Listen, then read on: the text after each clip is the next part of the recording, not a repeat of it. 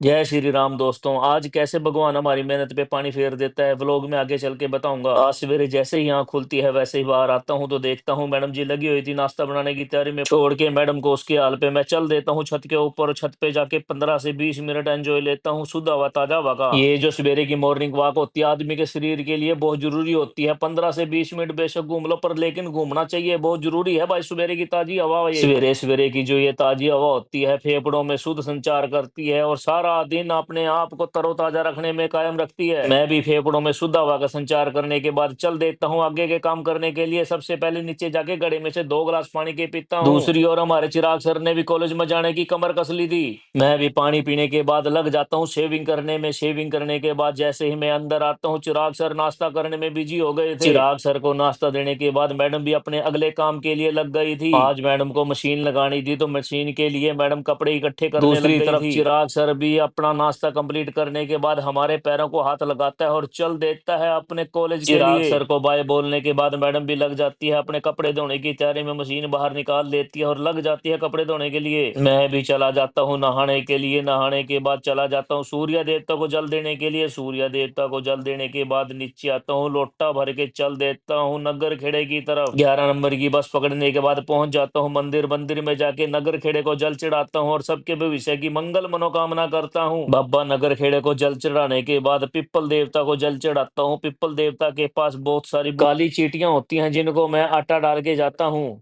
करा के चींटियों को नाश्ता 11 नंबर की बस पकड़ के आ जाता हूँ। घर घर जाके देखता हूँ मैडम जी लगी हुई थी गदागद गदागद गदागद अपने कपड़े धोने की तैयारी में बिल्कुल पूरे जोरों शोरों से। मैं भी चल देता हूँ अपने घर के मंदिर की तरफ और बैठ जाता हूँ पूजा करने के लिए। जोत जगा के मैं भी आधा पौना घंटा बैठ कर राम का नाम लेता हूँ। राम का नाम लेने के बाद जैसे ही बाहर आता हूँ मैडम जी फिर नाश्ता बनाने में लग जाती है। मेरा 10 से 15 मिनट के अंदर मैडम नाश्ता रेडी करके दे देती है। फिर नाश्ते का एंजॉय लेता हूँ। नाश्ता करने के बाद मैं भी लग जाता हूँ दुकान के लिए रेडी होने के लिए। दुकान पे रेडी होके मैं चल देता हूँ दुकान के लिए और मैडम जी लग जाती है अपने झाड़ू पोछे की तैयारी में। मैं भी आके दुकान पे सारा काम कंप्लीट कर देता हूँ। फिर जोत बत्ती कर लेता हूँ। जोत बत्ती करने के बाद मैं जैसे ही बैठता हूँ तो मेरे को याद आता है कि माल पैक करवाना है तो मैडम को बुला लेता हूँ। 5 से 7 मिनट के अंदर मैडम दुकान पे आ जाती है और मैं चला जाता हूँ ऊपर। ऊपर से कंबल लेके आ जाता हूँ नीचे। सारा कंबल नीचे उतारने के बाद गांठ वाले को फोन कर देता हूँ कि भाई जल्दी जल्दी आके मेरी गांठ लगा दे। 15-20 मिनट गांठ वाला नहीं आता, उसका इंतजार करता रहता हूँ। इतना इंतजार करता हूँ इतने में बारिश फिर दोबारा स्टार्ट हो जाती है। 2-3 दिन हो गए थे भाई कोई माल पैक को नहीं होके जा रहा था हमारा। मैं भी बहुत परेशान हो गया था। सारा माल बाहर निकाला था फिर दोबारा मेरे को सारा सामान अंदर करना पड़ गया। सारा सामान अंदर करने के बाद मैं भी थोड़ी देर बैठ जाता हूँ आराम करने के लिए। जब तक बरसात चल रही है थोड़ी देर आराम कर लेता हूँ। जैसे ही मैं बैठता हूँ वैसे मेरी नजर पड़ जाती है अपनी काली पैंट पे। सारी में रुआं चिपक गया था।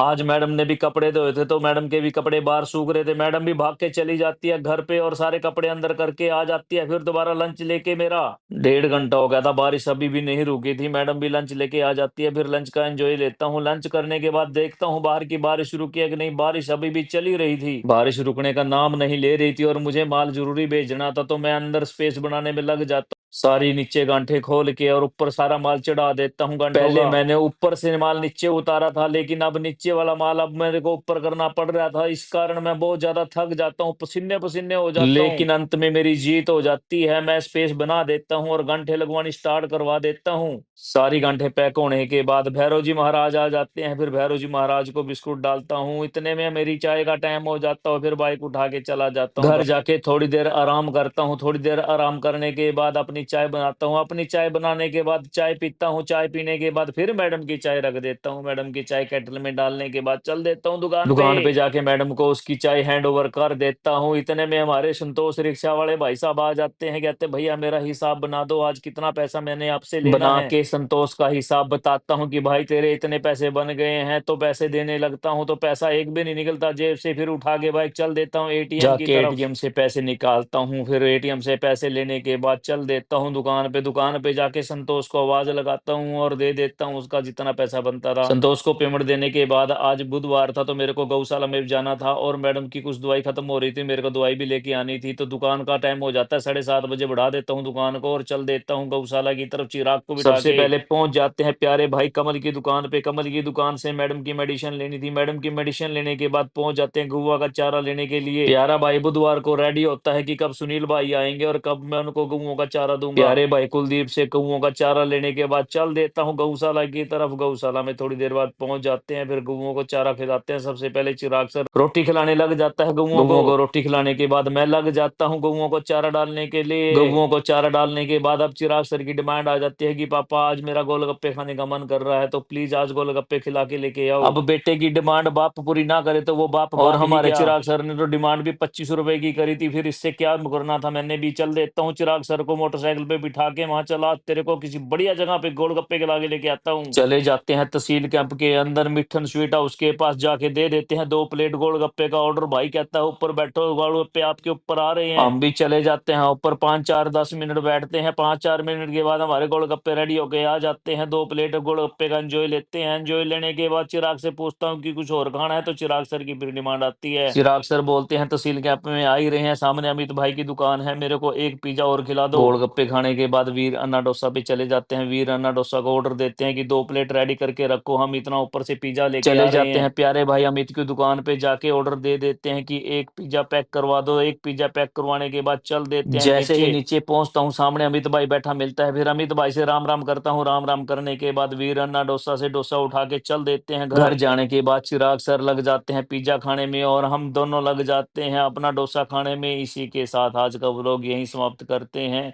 सबकी मंगल कामना के साथ सुनील भाई की आप सब बहन भाइयों को राम राम।